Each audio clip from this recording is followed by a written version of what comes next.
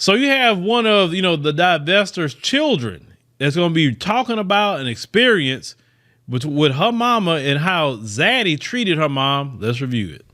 A lot of them know it too. They look for it. Like my dad, I'm biracial. My dad's a total white nationalist. Okay. She said that her dad's a total white nationalist. Let me tell you something.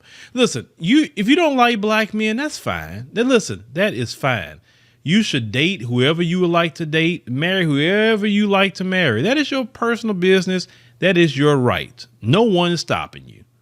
Definitely not me. I'm not stopping you because I'm not trying to be with none of you. I got my wife. But when you do, why do you have to, some of you are going to literally white nationalists? Listen, if you don't like black men, that's okay. Go be married, but you're going to get with one of them?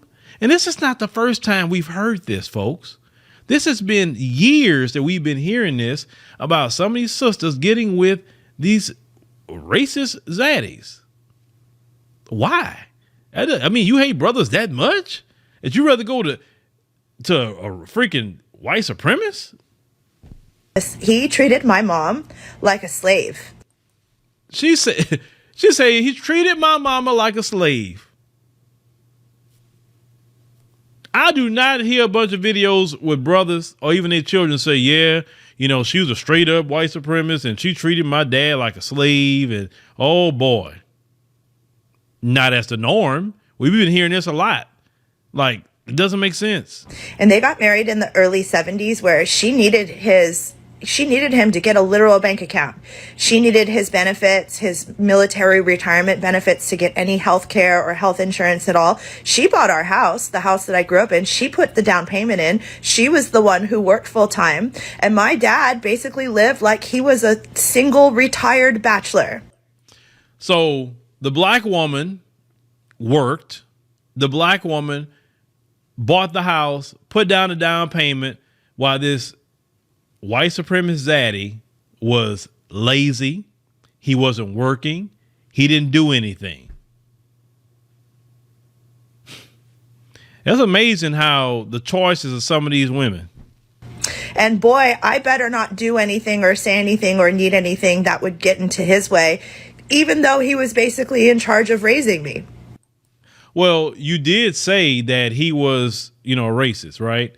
So you really think he would treat you well, even though you was his own children? You got to remember, even during slavery, the slave master had a lot of kids out there and he sold them right back into slavery. He had no problem with that. His own son and daughter, he'd have them in them cotton fields or have maybe his children working as house slaves. So that's not too far fetched, with Zaddy here.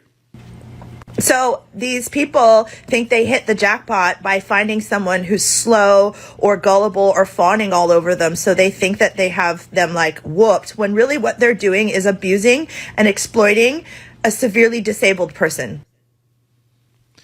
Well, listen, this is the, child, of a black mom and a white dad.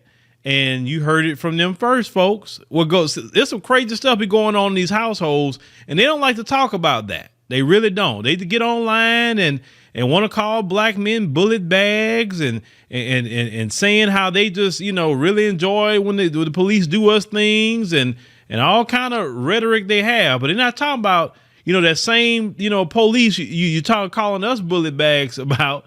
It's the same men that's going to do the same thing to you. We've covered on the videos on this channel. You can go look for it. Just type in divestment tales and it shows you all these different things. Matter of fact, I'm going to make that a playlist so y'all can go see all of them. And that way I'll make it easier for y'all. And you can see that these tragedies that has happened to some of these sisters. You can see it. It's horrible. We don't like to see it. Not whatsoever. I really don't. And brothers try to warn them. We try to warn them. We tell them, listen, leave them zaddies alone. Them dudes, leave them alone. We know who they are. They want to get mad. They want to act like, oh, y'all just don't mad. No. We're not mad. We're not mad. We're not mad. We got plenty of options. We're not mad. Trust me. As black men, they're not mad. But it's in our instinct to try to protect you. Even if we're not with you, we still want to protect you and say, listen, not them. Leave that dude alone. They got too much of a horrible history with our community. Like, get a book. Go to Google, research something. Them things them dudes used to do to sisters back in the day, riding around, gang violating black women, and nothing would happen to them. But then you gonna go lay up with them now. But anyway, y'all let me know what y'all think, about, this video here. Like I say, this, I hate this happening, and I hope she's in therapy. I really hope she's in therapy, because if she's not, she really needs it.